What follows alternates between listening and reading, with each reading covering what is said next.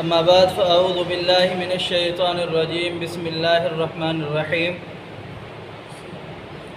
قال الله عز وجل تلك حدود الله ومن يطع الله ورسوله يدخله جنات تجري من تحتها الأنهار خالدين فيها وذلك الفوز العظيم ومن يعص الله ورسوله ويتعد حدوده يدخله نارا خالدين فيها وله عذاب مهين۔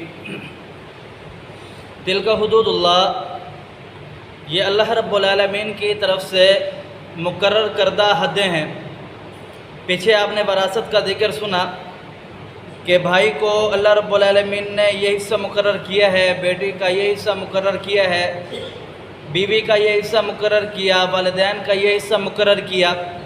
یہ سارے حصے جو اللہ رب العالمین نے مقرر فرمائے ہیں، انہی کے متعلق آگے رب تعالیٰ بیان فرما رہے تلک حدود اللہ، یہ اللہ رب العالمین کی حدود ہے۔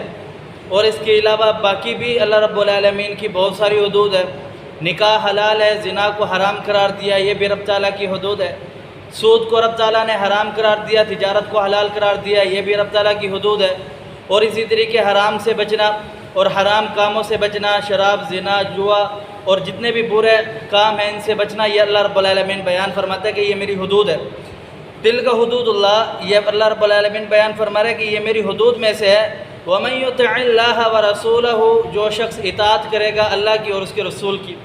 اللہ کی اطاعت انسان کو پیدا کرنے والا، خالق، مالک، رازق، رزق دینے والا، اس کے مستقبل کا فیصلہ کرنے والا، تقدیر لکھنے والا، ہر چیز کا مالک وہ اللہ ہی ہے، جس کے مرضی کے مطابق اس کائنات کا ذرہ بھی ہل نہیں سکتا۔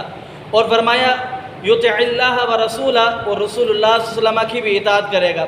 جناب نبی کریم صلی اللہ علیہ وسلم کی اطاعت ہر مسلمان پر فرض، قرض، لازم اور ضروری ہے، کیونکہ رب تعالیٰ قرآن پاک کے اندر ارشاد فرماتا ہے یا ایھا الذین آمنوا اطیعوا اللہ واطیعوا الرسول ولا تبطلوا اعمالکم، اے وہ لوگوں جو ایمان لے کر کے آئے ہو، تم دو چیزوں پر اپنے آپ کو قائم اور دائم رکھنا، ایک اللہ کی اطاعت، دوسرے رسول اللہ صلی اللہ علیہ وسلم کی اطاعت۔ اگر ان دونوں میں سے کسی ایک کی بھی آپ نے نافرمانی کی تو پھر آپ کے ایمان لانے کا آپ کو ذرہ برابر بھی فائدہ نہیں ہوگا۔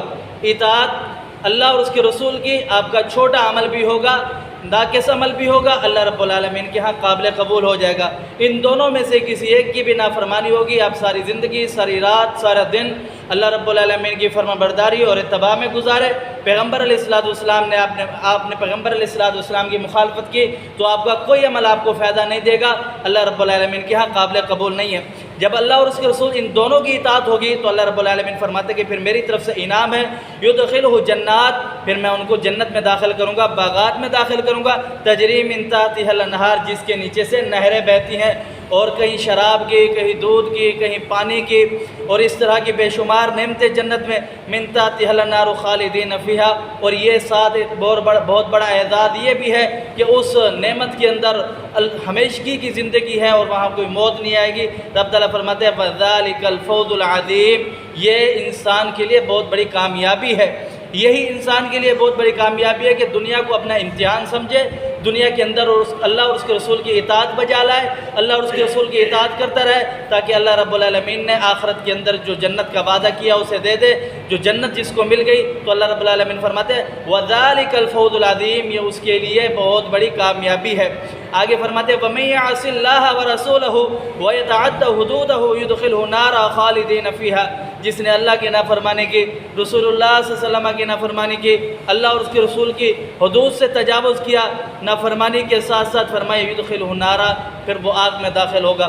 آگ کیسی ہوگی کہ انسان جلتا رہے گا، جلتا رہے گا، جلتا رہے گا، اس کے جسم جل جائے گا، پھر وہ سوچے گا کہ اب میری جان چھوٹ جائے گی، پھر اس کے جسم پر پوری طرح اس کو جلود اور اس کے جسم پر پورا جسم بنا دیا جائے گا، پھر اس کو آگ کھاتی رہے گی اور انسان پریشان ہوگا اور کہے گا کہ موت آ جائے، اور اس وقت موت بھی نہیں آئے گی۔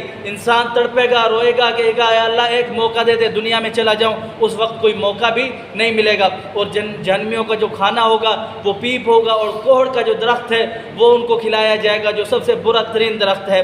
تو جہنم ایک بہت بری جگہ ہے۔ اللہ رب العالمین فرماتا ہے یدخلہ نارا، ایک جہنم میں داخل ہوں گے، آگ میں داخل ہوں گے، پھر فرمایا جیسے جنتیوں کو انعام دے گا رب تعالیٰ، جنت میں وہ ہمیشہ رہیں گے، اسی طریقے اللہ رب العالمین جہنمیوں کو بھی ایک انعام دے گا، وہ جہنم میں ہمیشہ رہیں گے خالدین فیہا۔